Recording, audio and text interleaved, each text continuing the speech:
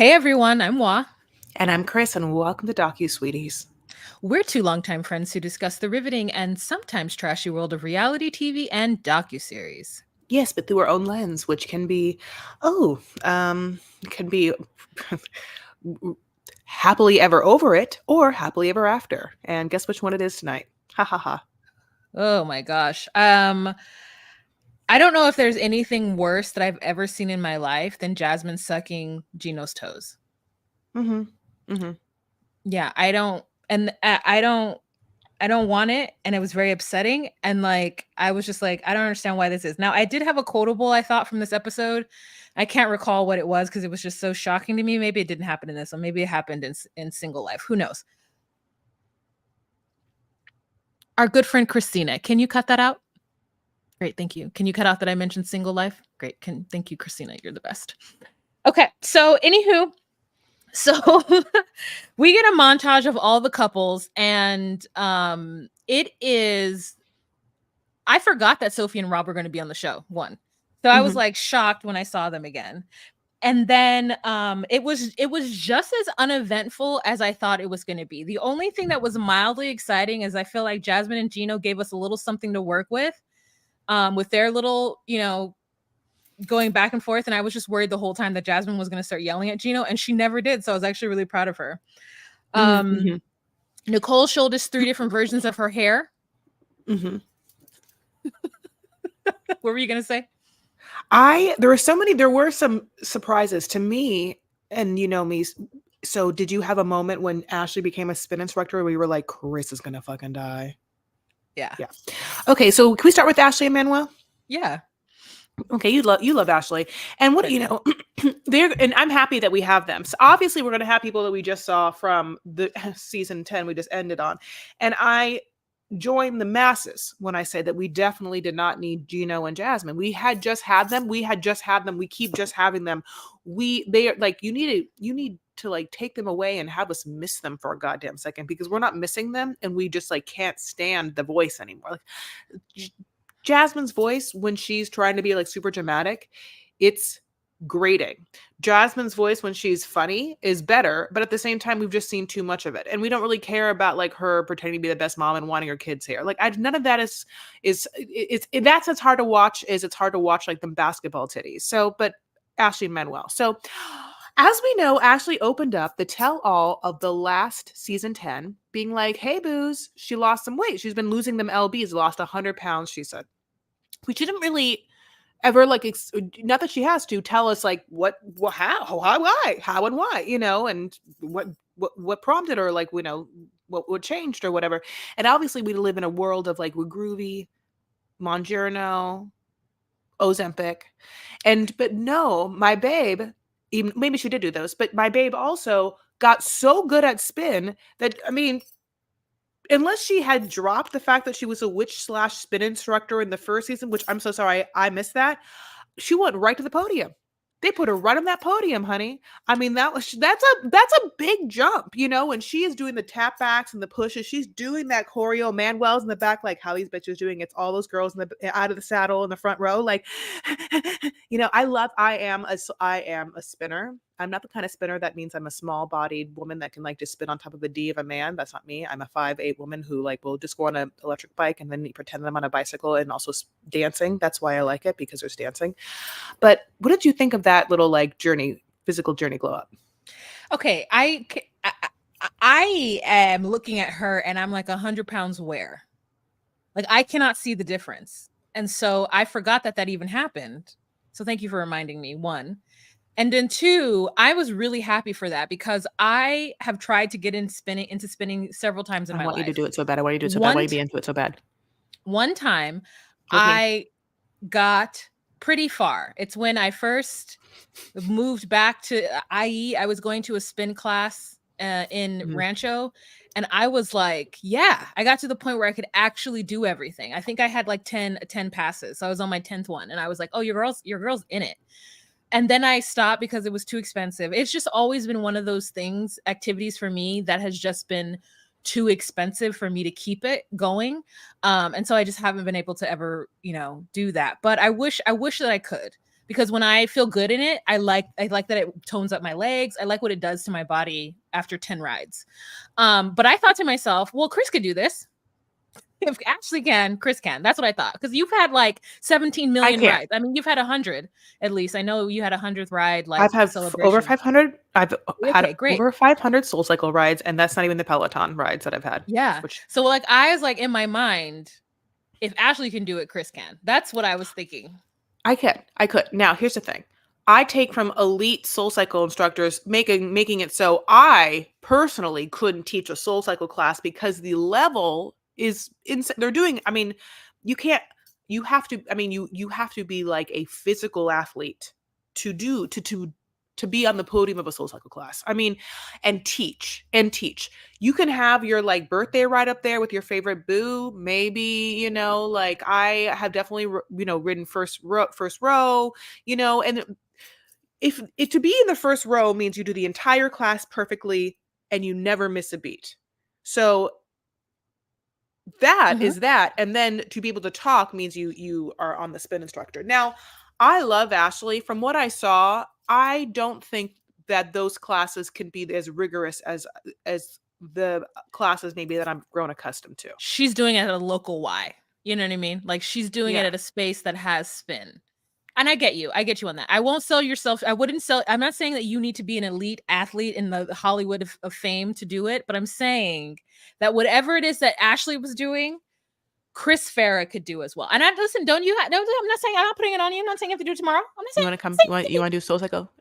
What I'm hearing is that when you come to LA, you want to do a SoulCycle class. That's what you heard. Yes. I will always go with you. And then I will just be like,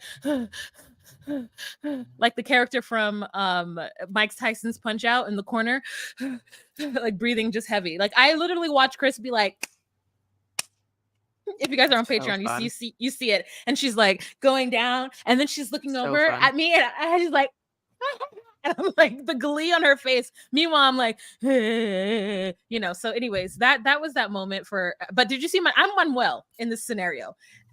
Chris is Ashley. Wahima is Manuel, who is like, these women are fuerte. So love Manuel, love Ashley and Manuel together because low key, and listen, don't tell anyone, this is just between you and me. I feel like I am like, oh, she got her Latin lover. And like, I would like one as well. Okay, you have one, and also you know that they're casting for 90 Day Fiancé. I keep tagging you in all the Instagrams. I know you did. I tagged you 14 times. I can't bring him. Why not? The cultura is too different. Like I watch Ashley and Manuel, and the culture is too different. And also the issue, I get it. I can't have children. I can't hold that person back from having children. I can't hold that person back from having children. He doesn't have children. He doesn't want them. No, he does. He talks about it to me all the time. So, Okay, well, anyways, we'll talk about their love story. That's her love story. We'll talk about your love story later. They've been married almost a year, and the whole thing is that he's been super bravado with his life. Oh, private. And he her mom was livid over the fact that he never told his own children that he was in fact moving to America. When he was moving, he sort of lied and said he was gonna be gone for 2 weeks and just up and boopity booped. And he was like, well, yes, but they did know that it was coming. So it wasn't like out of the blue, they woke up one day to like, no dad. They had been mentally prepping. And so we're like, okay, I'm sure. So sure. It just feels like why is she so invested in whether or not Manuel's kids know? And maybe it's just because I have a mother who would just be like, oh, you know what I mean? Like I don't have a mother or a father who would be as invested in Manuel's personal life. They just wouldn't care. They would be like, well, like when are the kids coming? Like it would just be like it didn't even matter. But nobody would ask me, Wahima, are you talking to his kids every day? No one would ever ask me that question in my family. Like not ever. So like I am a little confused as to why this is such a source of drama. However, I will say that that's what separates them as reality stars and me, because I would never even think that specific situation would cause so much drama because the mother is so worried about it. She's like Chantel's mother. She's like, well, maybe he has other kids. And that's why you haven't met these two kids, because they're going to tell you about the other kids. And it's really important that you meet these kids. It's really important. And I'm like, is it? I listen, I guess it's because I have family who leave their children in other countries and come to America to make a better life. And like, they're not like the kids are on their own. They have their mother and their grandmother and everybody else in the family. They're just missing Manuel. I don't know. I'm very much like immigrant, Filipino mothers going to another country, sending money back to the family, never seeing their kids ever again. I'm very like, it happens in so many different cultures and countries that like I'm not, as the American, being very judgmental of the situation. But it's worrying Ashley, and Sienna, who is the only level-headed individual in that group of women, is like, hey, everyone just back down. Let's look at this like psychedelically colored dolphin that someone had in their hand. She had this like dolphin that had a bunch of sequins on it. She's like, let's just bring it back down. Meanwhile, Manuel and Sienna's boyfriend are in the back, like just texting back and forth so they could actually have a conversation. So then they sit down and the mother tries to be understanding, but he's like, yeah, no, this is not the right time. I just wanted to let everything settle. And and it doesn't make sense to anyone, his answers as to why he's doing what he's doing. And in the confessional, she's like wearing a really ashy gray lip that doesn't look good on her with no liner. And she says, you know what? He's a closed book and I have to really work on opening that book. She's like, I have to turn each page and then know how to ask questions for each page or something like that. Like, that goes back to, remember how you were talking about you want a soft life and you don't want to, like, you were talking about AD and Clay, you don't have to like work to like make your man a better person or whatever. Like, she has to work to get to know her man. She feels. Or she feels that way. Or she could just take it at face value and keep it pushing. Like, he's there with her. Like, unless there's any financial situation that's going on, like, okay. Is it easy for you to take things at face value? Yes. Unless it sounds like a bold-faced lie. But even if it doesn't, Chris, if it does not affect me financially or any way, if I'm fully protected. Now, she's married to him. However, his crimes are in Ecuador. So even if there's anything that has happened, she's not liable for it. Only within the financial part of possibly helping him take care of his kids. But as soon as she gets they've been married now for almost a year. So he should be on his way of getting that green card. I wonder how much an international background check would be. But what I can't even get into this with you. Because you know why? Because her parent, okay, so basically her mom, I have the most beautiful sunsets happening behind me. It's like pink and purple clouds. It looks like Lisa Frank. Jesus, talk about a dolphin, an iridescent dolphin. Okay, so basically her mom's like, we don't even know how many kids he has. What does it matter? Take it at face value. That's what she said. Drink that wine. So basically, yeah. By the way, just going back, I would absolutely take take a spinning class from her. I would rather take a spinning class. Well, I would actually get my tarot cards read from her. Would you? No, we had the tarot card reading at the tell-all, and I find it was not clear enough. I don't like tarot. Sorry. He FaceTimes his kids. He never is just like, hey, and also have this conversation with my wife who happens to also speak Spanish. Yes. So I wonder if she's always like back there and he's just like, hey, hola. And she's just like, hi. I feel like she's not trying hard enough. Yeah, you're right. She's not trying hard enough. There's no way that he could be talking to his kids and her not be like, Manuel, give me the phone. Hola, sí, nice to meet you. ¿Qué tal? Mucho gusto. Oh, everything's going good? Good. ¿Cómo, how's your family? All those things she could do. I'm still jealous of her Spanish. I love it. Okay, let's move on to Nicole and Mahmoud. Great. Wow. Yeah. Her 5 hair colors. So she's changed into this like weird orangey red, and it looks good on her in certain cuts. So when we first see her, she has the normal cut that we've seen, which is like this like a 20s flapper cut is what she has in the beginning. But then in the confessionals, when she's wearing that pink dress, she's got a different haircut, and that's the haircut that looks really chic on her. Mm-hmm. Yeah, she likes to vintage shop, she is vintage pajama buying, which I'll be honest, I think I have privilege. I think that I don't think I could vintage pajama shop that's cotton pajamas like that, because I think that I just would think that I sweat all night. You sweat, you're like into cotton pajamas, and maybe you do wash them, but I mean, how much cheaper are cotton pajamas than new ones? But anyway, God bless. However, through his culture, she's like, yeah, Mahmoud will just like fall asleep in his street clothes. And I wanted to know, are they the clothes that he was wearing all day? Okay, as opposed to clean street clothes that he decides to put on at night and then either change into more street clothes to go outside after morning hits, or that's the same. I didn't quite know the affair, but jeans and stuff. And obviously, hello, we know that Mahmoud isn't like swimming in all the extra disciplinary income to like buy, Jessica Simpson, Target brand, Cole brand, blah blah blues. But yeah, I mean, it was that part was really interesting. It was like a culturally interesting thing. Jessica Simpson makes men's pajamas? I just had a bunch of like Okay. commercial fast fashion brands. It was like Jessica Simpson Cole pajamas, which I was like, oh, do I need them? Have you had them, Chris? Do I require them? And do they make men? Tell me more. Lauren Conrad. Okay, I have Lauren Conrad Cole pajamas, and I've had them for a long time. They're like this like Christmas pair that like my cousins and I bought. So even though they are technically fast fashion, I have made them work through the years, They're slow now. They've turned into slow fashion.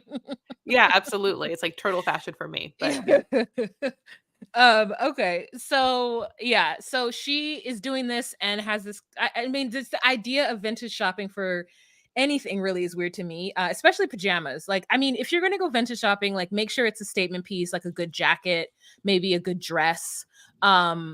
This is not at all vintage, but I was walking through Whole Foods the other day and I snagged me a dress that was on sale for 37% off, and it fits me amazingly. I look great in it. It has something in the belly where it sucks me in. Now, it has nothing to do with this. So I just wanted to say that. Okay, anyways, moving back to this. It was stupid for her to go buy vintage pajamas when she could just go to Target, let's say on La Brea and Santa Monica, and just get some new ones. Like it was crazy that she took us to like the Buffalo Exchange. It was just unnecessary to me. Yeah, she absolutely so unnecessary. Did. So unnecessary. I'm surprised he wasn't like, Nicole, girl. She comes in all the goddamn time. Like, let me see. Yes.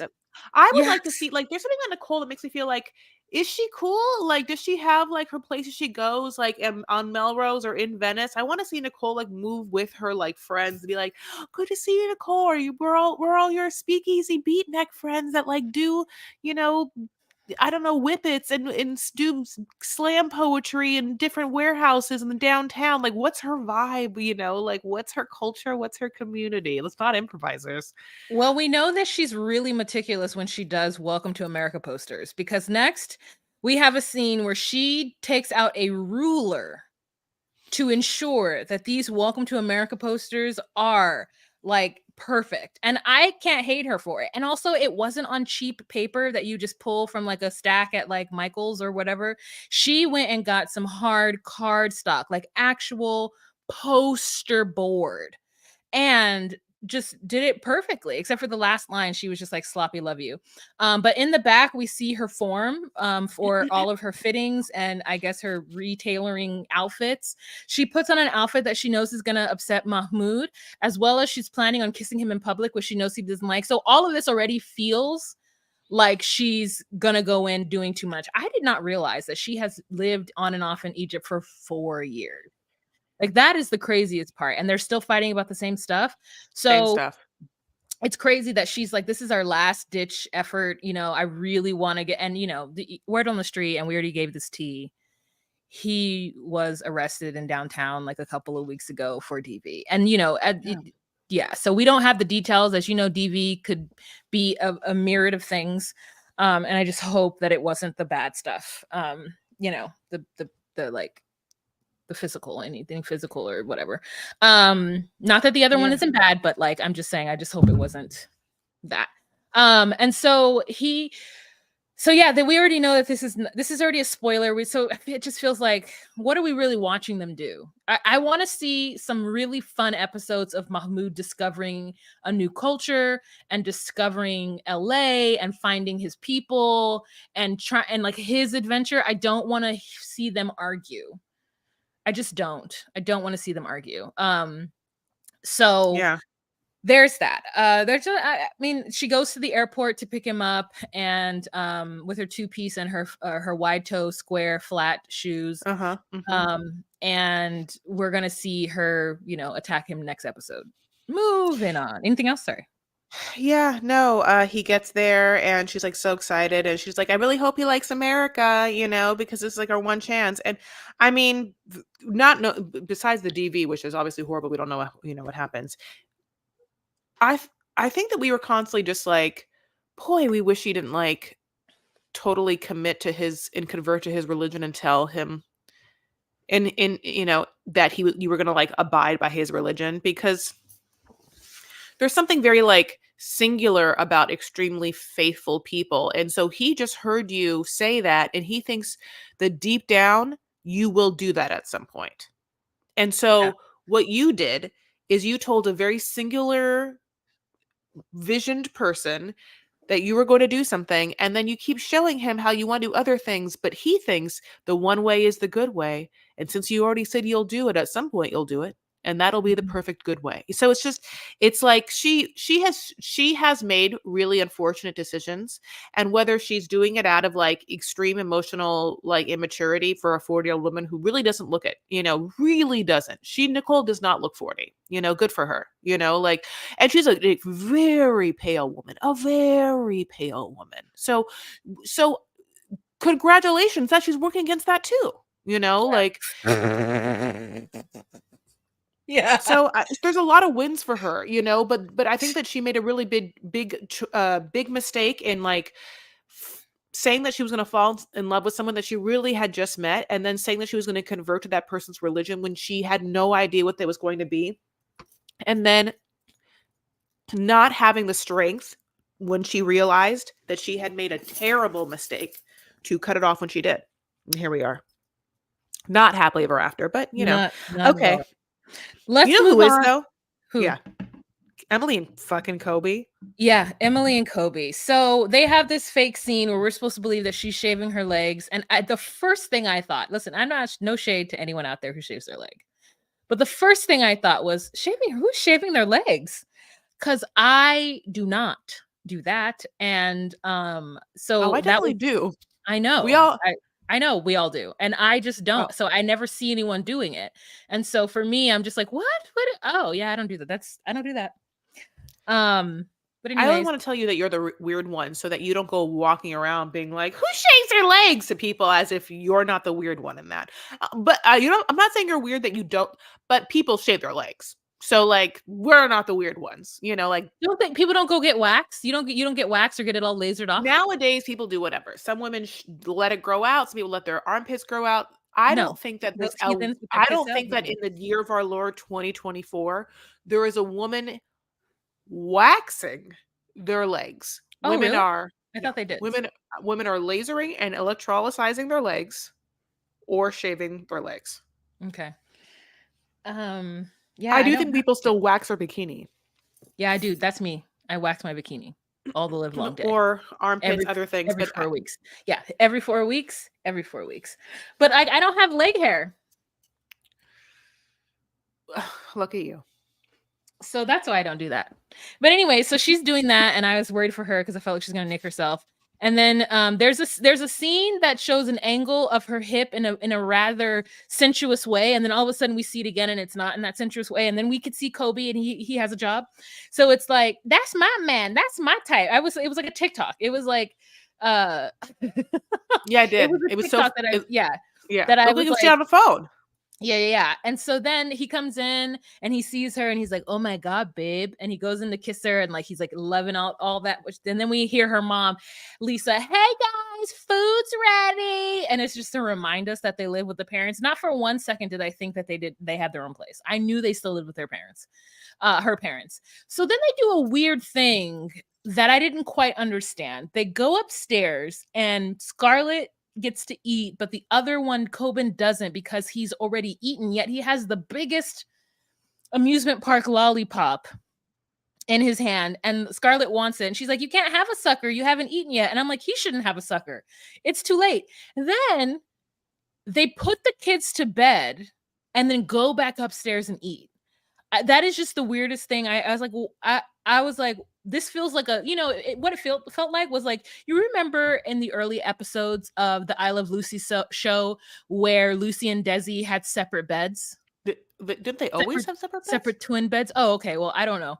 But it was just that is such a weird cultural thing that the whole time, I'm gonna tell you right now, I thought white people didn't sleep in the same bed because of that. And so like this, I was like, oh, is this her culture where you feed the kids separately and then send them off to bed like some kind of aristocratic family, send them and then come back upstairs and eat with the adults and then drink wine? I've never. Have you heard of that? Have you ever seen such a thing?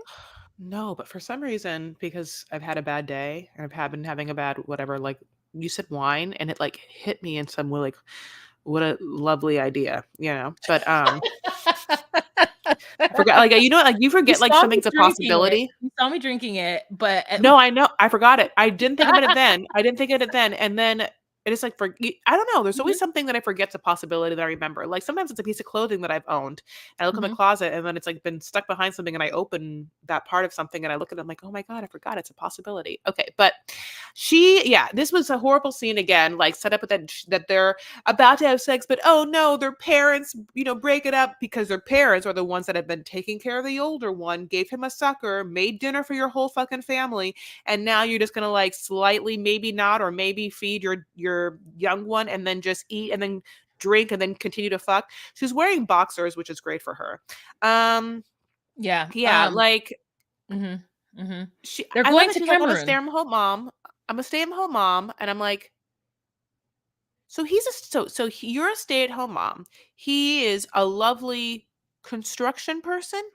Seemingly. And you think slowly you're going to save money to move out and eventually buy not only a home, but then also raise the two kids you have in yourselves. She's a stay-at-home mom? Kansas, though.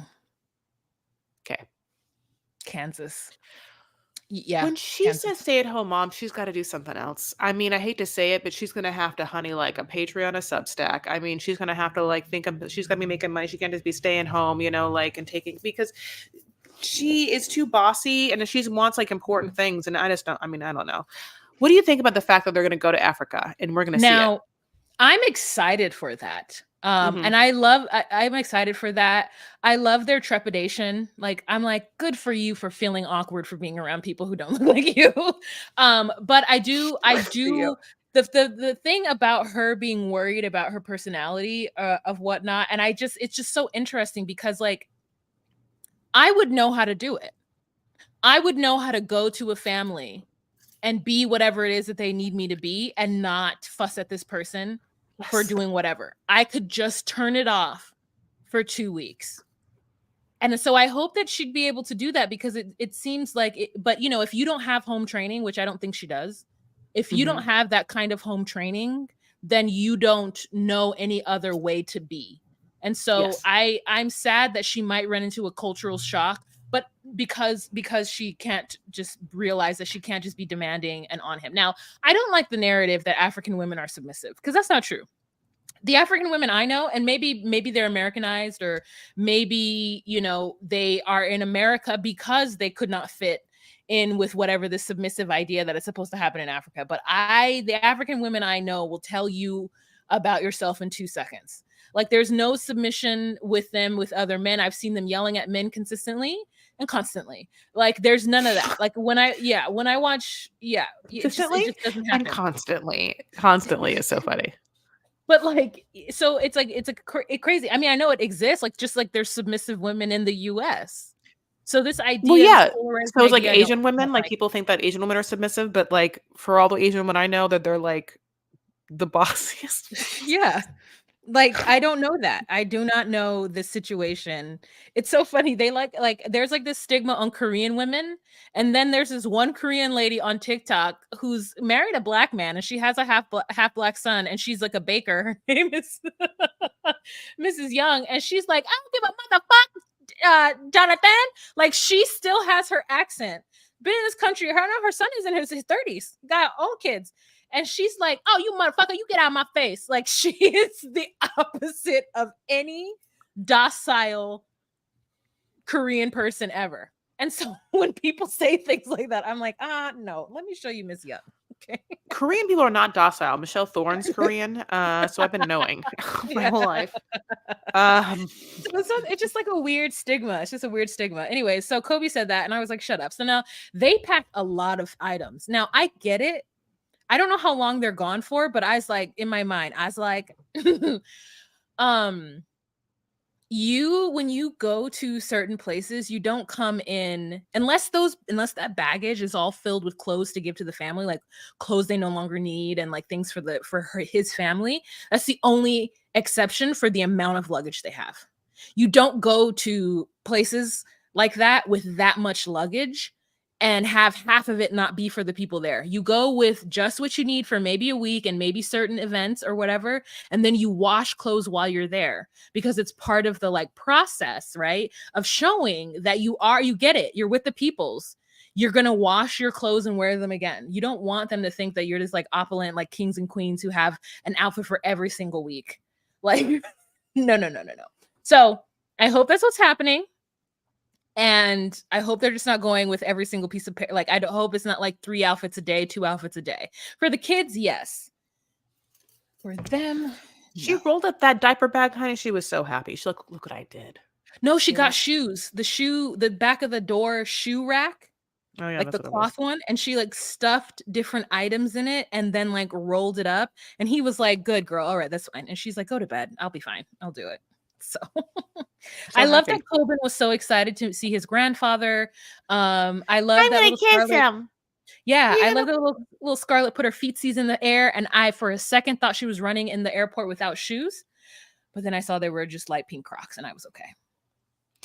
Yeah, bon nuit, bon nuit. I love the fact that like they're learning French, you know. So yeah, I mean it looks like they set it up though with like her giving us like, we'll see how I am there, and we all know it's like, you're gonna be a nightmare. That's what your promise is for us to be on the show, is that we know what your personality is, and you're kind of like a bitchy brat nightmare. We all know that. We think, you know, he's like the most lovely, sweet person that just like has to be with a bitch, and that's you know, but here we are. Do you want to move on to either Gino and Jasmine or Sophie and the Knob?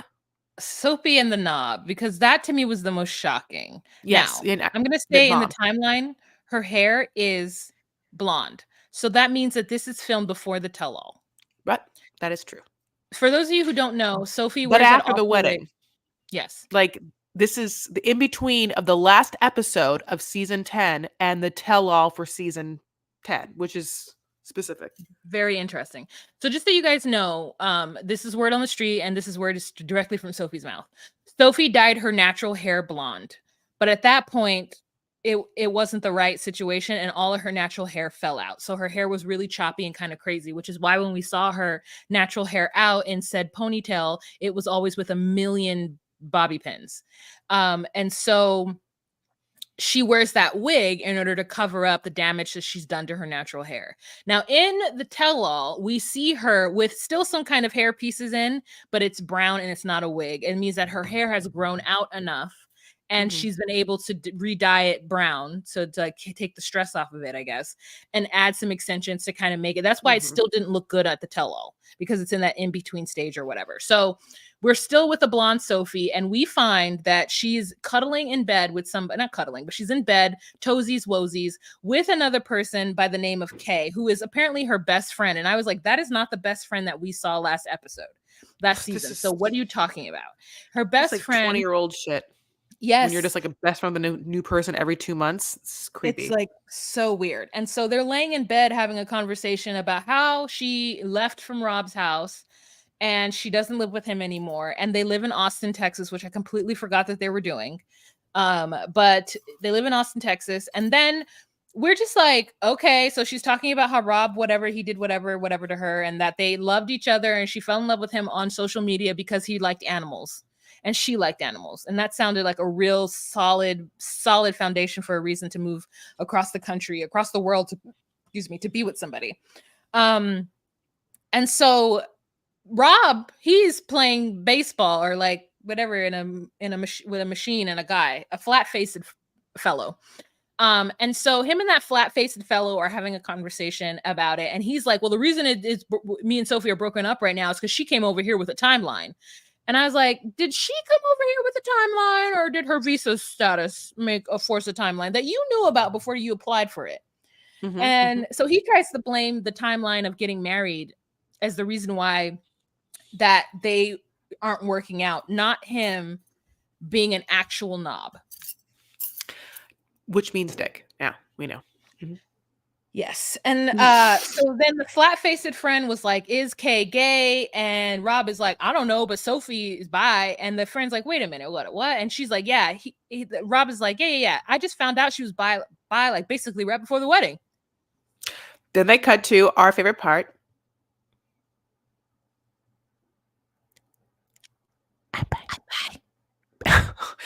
I want to tell you this. For some reason, in this bed with Kay, and just so you know, in this bed with Kay, and they then have like a best friends flag thing, which the pictures of them, super creepy. In this, the whole thing is horrible. In this bed, it's black tie-dye. So I'm telling you this because it's not flat black, and I thought for a moment that all of the like light gray or white shading was dog hair. I thought that I looked at the sheets and I was like, is that dog hair? And then I looked closer and I realized like it was the pattern of the sheets, which I thought was, and they were all laying. I thought it was the most disgusting thing in my whole life I'd ever seen. Not them laying, I mean, the dog hair only. But yeah, like Kay and her kind of like, we're best friends. Yeah, it's so great. Like they were not like touching, but they're obviously in bed. The editors know what they're doing. Like Rob's like, yeah, like I don't know about this Kay person. She's always like, yeah, we should all hang out. You, me, my best friend / girlfriend, your wife, or whatever. But then Rob's like, yeah, behind closed doors, she's talking shit. Rob, in his mind, there's always a new person talking shit in Sophie's ear about him. Obviously, last season it was Claire, who, don't worry. So this was a shock for me. All right, Claire is Angela Deem. Yes, dark-haired Angela Deem. So we knew that at the tell-all, Rob and Sophie were living in Austin. We had found that out, but at this moment, obviously, as I said, it's now specifically Kay and Sophie living in Austin, and Rob is going to go and follow suit, or and I'm not quite sure yet of like how he gets his ass there. But Claire, obviously, as being Sophie's mom, lives in Mexico, but has a boyfriend who lives in Austin. So she comes and visits both of them right now. We meet that boyfriend. His name is John, and he is a very much younger Black American man. I don't think he's that much younger. He just looks it. I looked into his face and I was like, oh no, he's at least 47. Yeah. No, I didn't. I really, and I looked at that man and I thought that man was like 42. I thought that was a 42. Well, I mean, it's the same age. No, but Claire is like 56 or 57. Yeah. That's 16 years. I mean, it's totally fine, but it's remarkable. And I mean that by it's something I can worthy of remark. Yeah, but you know what? When they finally showed Gino and Jasmine again, they're 18 years difference. And I keep forgetting that they're 18 years difference. He is 54 and she is 36. Like, and I just keep forgetting to talk about that because like she's so crazy and he's so meek that we know he's not we don't know that. Anyways, okay, let's get back to the Claire. Okay, so Sophie finally told us the thing that we needed to hear because we knew she had jaw problems. We knew that it was either jaw problems and it was cigarette smoking. We knew that there was something untoward going on with Claire. And Sophie says that she's happy her mother has a boyfriend because then her mother's busy and someone else can take care of her, because Sophie's mother struggled with substance abuse when she was little. And I was like, but for all of your life until 2 years ago. Like, that is what is, I feel like she's 3 years out of being in her a substance abuse. Just from the way like her jaw moves now.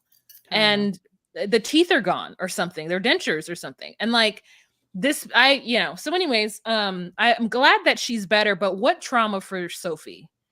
And maybe that's, that kind of speaks to a little bit why she is the way that she is. Now, I don't like Rob for, and I also think that Rob knows that the mother had substance abuse, which is why I think Rob is so rude to Claire, because he probably feels like Claire doesn't have a leg to stand on because of whatever choices she made in her life.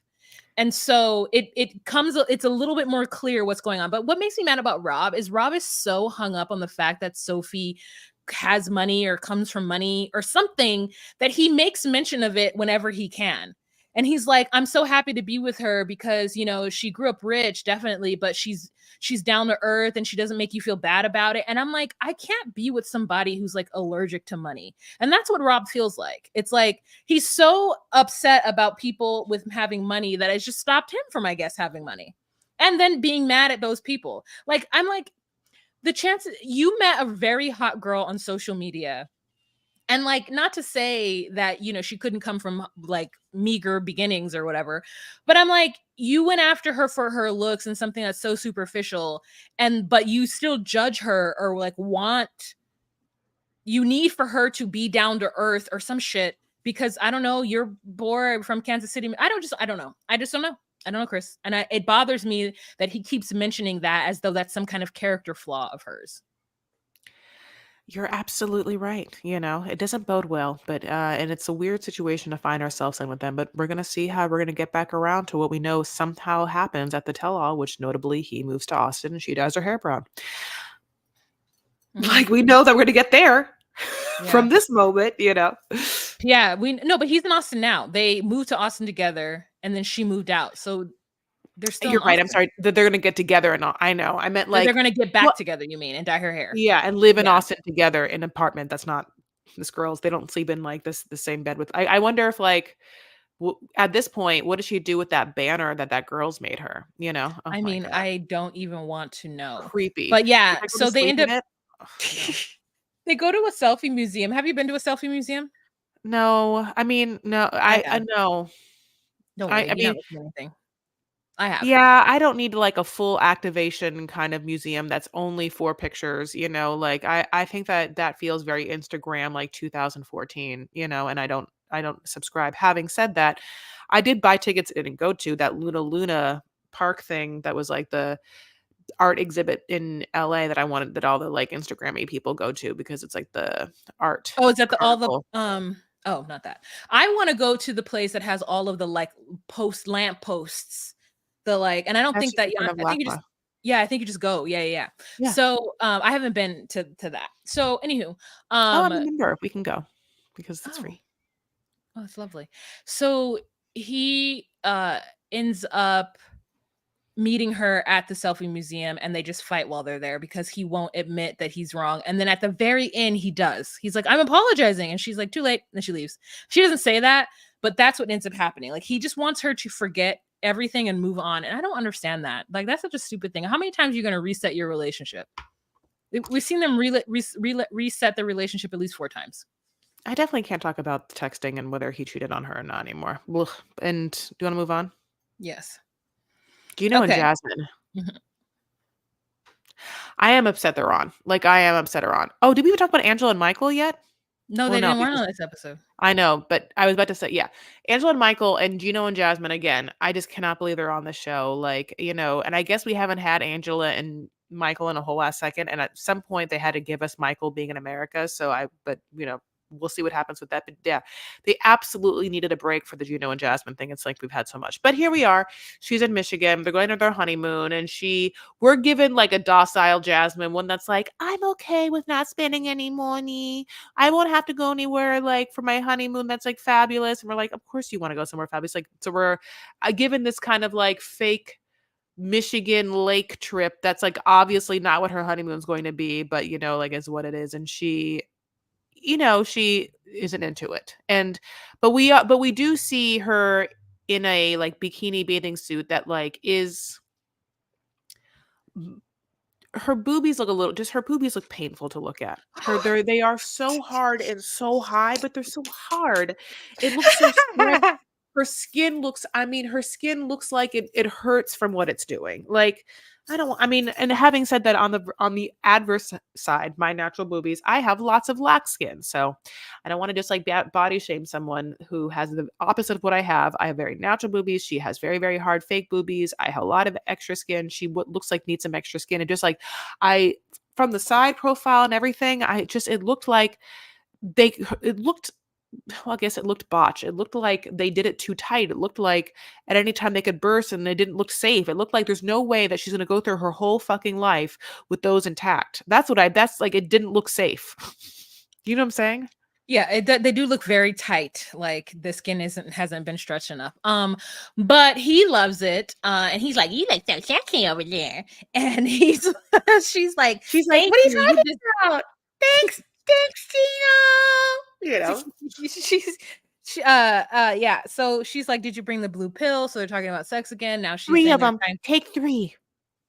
That they're trying to have a baby, and it's just like that's probably never gonna happen. I can't imagine Jasmine doing so much work on her body and then going back and having another baby.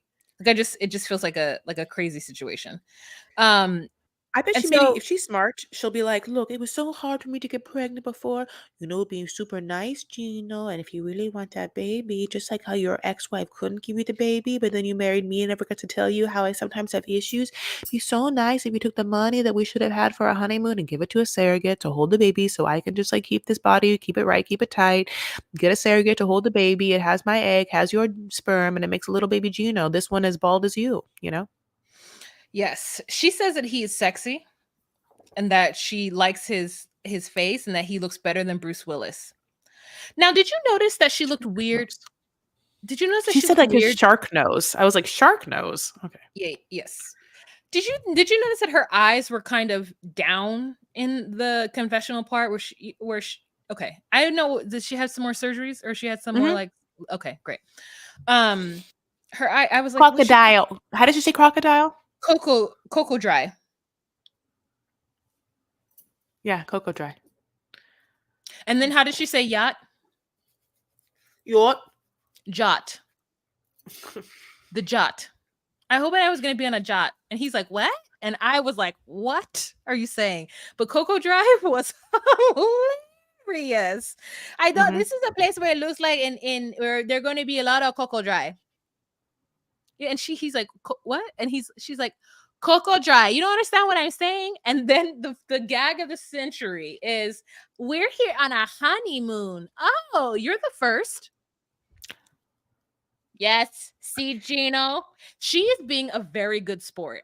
It bodes well for the rest of the season, even though it's not going to stay on. But like the fact is that she is being okay with him doing something that is so wildly inappropriate for a honeymoon. If she had been upset and pouty the whole time, I would have understood it. This is not. She's just is not okay. She is acquiescing and trying her best. And like, even with the tent, he couldn't get the tent up. And I'm like, do you have enough? It just feels like he doesn't know. Like, you can't just lay on that ground. Like, do you have enough sleeping bags? Like, what you need is like a blow up mattress. And then what you need is a big strong hand to give you a yummy s'more. I just like, honey, I want more in my mouth, honey. More? She's like, I never had this. And I was like, oh, so good. I have marshmallows right now, but I have an electric stove. And every now and then I often think of taking a lighter and just like lighting the marshmallow to have that charred thing. I'm going to do it. Char grilled. Yeah. Um, Yeah, I don't have I a feel you. I have electric range, it's just the saddest thing. Yeah, but can't you? But doesn't it still light if you put it? Yeah, if Yeah, but you have to get it's like a you have glass an aim of top, right? flame. You have an aim of flame. What is that? The aim of flame is like like the long stick that like you would do like Oh, a candle or a no, I fireplace. don't, but I should buy that. But I also have a regular lighter, but a aim of flame is what I do need. Continue talking. Let Well, me think. so yeah, or the thing that you would ever like do the creme brulee topping. Basically, Yeah. she then is like, if you want to have a baby, we need a bigger house. And she starts to angle for her bigger house. So I hear you that she's like, look, if you're going to take me to this cheap honeymoon, fine. I will take my time in this cheap honeymoon to really give to you where you'll be spending my money next. And it's to get a bigger house because it's not just your kids, it's my kids. And so that is how that goes. We're going to obviously have some more couples as the season progresses, and we'll see how it all turns out. But my goodness, season 8, episode 1 of 90 Day Fiance Happily Ever After. I don't remember if we ever said that. So if we didn't, that's me We saying it didn't. right now. We don't do. Is there an episode title? Who knows? Okay. We love you guys so much. Okay, so if you haven't yet already, consider joining the club. And the club is our social media club. We are at DocuSweeties on Instagram, at DocuSweeties on X, at DocuSweeties on TikTok. We have a Facebook group, the DocuSweeties podcast Facebook group. And other than that, this entire time we have been showing our faces. Now I'll tell you, mine is tired looking, but if you want to see, you can absolutely do so. Well, I'm going to tell them how. You can do so by joining us on patreon.com/DocuSweeties for only $10 a month. Now, let me tell you, patreon.com/DocuSweeties, what it is you get exclusive content, such as a live every first Monday of the month. And currently, we are doing Love is Blind exclusively on patreon.com/DocuSweeties. So that's what you get for that $10 a month. But mainly, it's there to help us with our editor and other folks, our social media person that we really, really like and love. So thank you so much for supporting us in this endeavor. But y'all have a fantastic evening, and we'll talk to you later, okay? Bye.